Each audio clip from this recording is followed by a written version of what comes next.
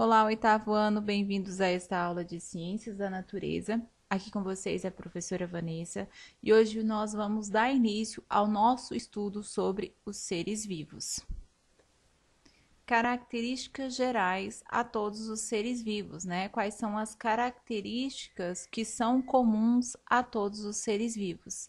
Primeiro, são formados de células, então todos os seres vivos possuem células, sejam elas vegetais, no caso das plantas, ou animais, no caso, por exemplo, do ser humano, certo?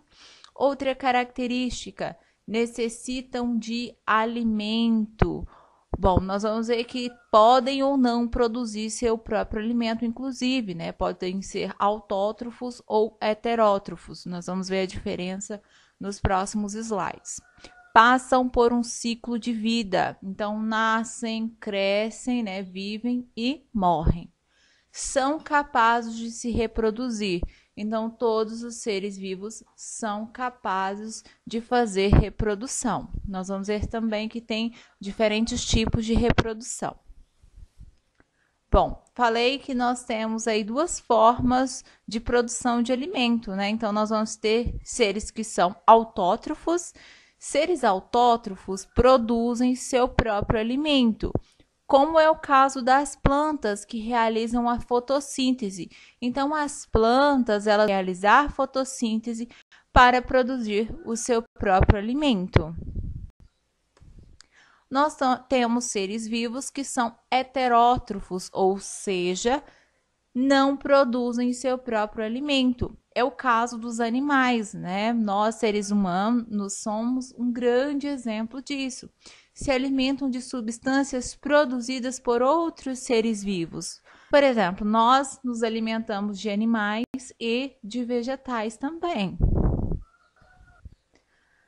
Alimentação heterótrofa, ou seja, né, a alimentação dos seres heterótrofos que não produzem o seu próprio alimento. Estes seres, eles podem ser herbívoros, que são aqueles que só comem plantas, folhas e sementes, nós chamamos de seres herbívoros. Podem ser carnívoros, são aqueles que comem somente carne, e podem ser também onívoros, são aqueles que se nutrem de plantas e de outros animais. Bom, como eu comentei com vocês agora há pouco, os seres vivos, eles possuem um ciclo de vida. Os seres vivos nascem, desenvolvem-se, reproduzem-se, envelhecem e morrem. Então, é o ciclo de vida aí comum, né, a todos os seres vivos. Claro que esse ciclo tem duração variável de um tipo de ser vivo para outro, né, de espécie para espécie. Então, esse ciclo de vida vai variar. Aqui nós temos alguns exemplos, né, de tempo de vida dos seres vivos.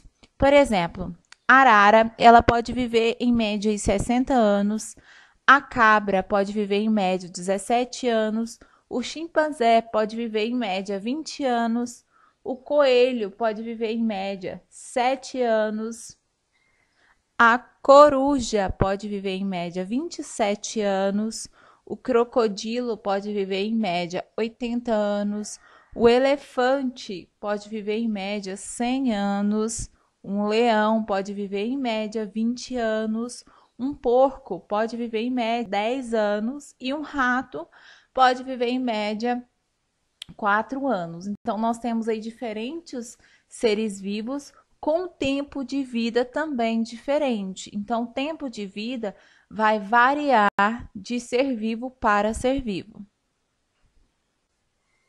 Habitat, ou seja, né, o local em que os seres vivos habitam, onde os seres vivos moram. Então, nós temos aí diferentes espécies que moram, né, que vivem em diversos tipos de habitat. Por exemplo, o habitat aquático, terrestre, aéreo, florestas, lagoas, entre outros. Então, os seres vivos, eles podem ser encontrados em diferentes locais, em diferentes habitats.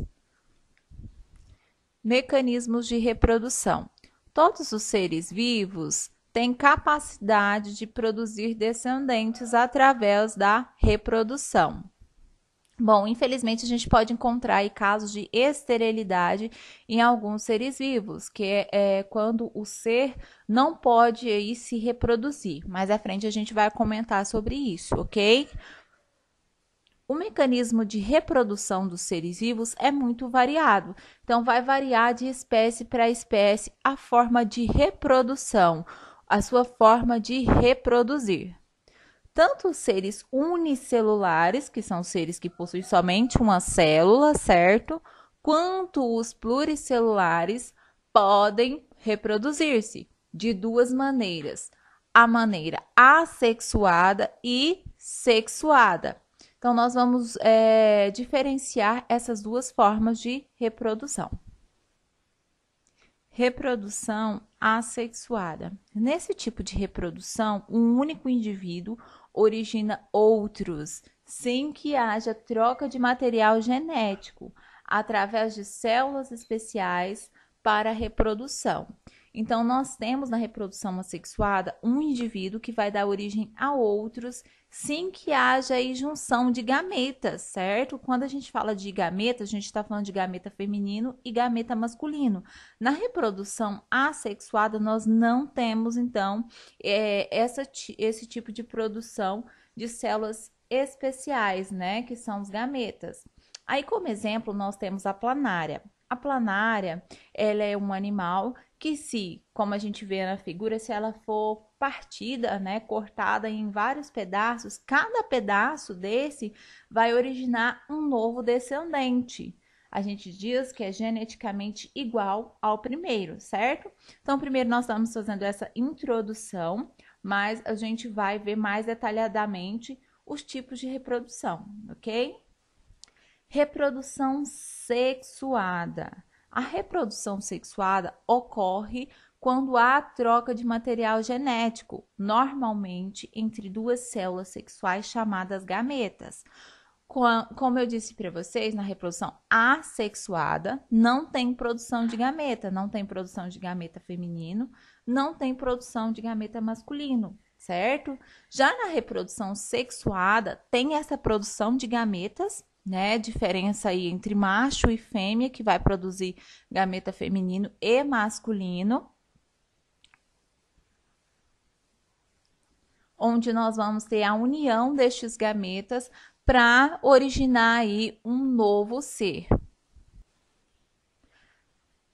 Na reprodução sexuada, com participação de gametas, podemos reconhecer dois tipos de células, um gameta masculino e outro gameta feminino, né? A gente tem inclusive uma imagem aí que representa um óvulo e um espermatozoide, né?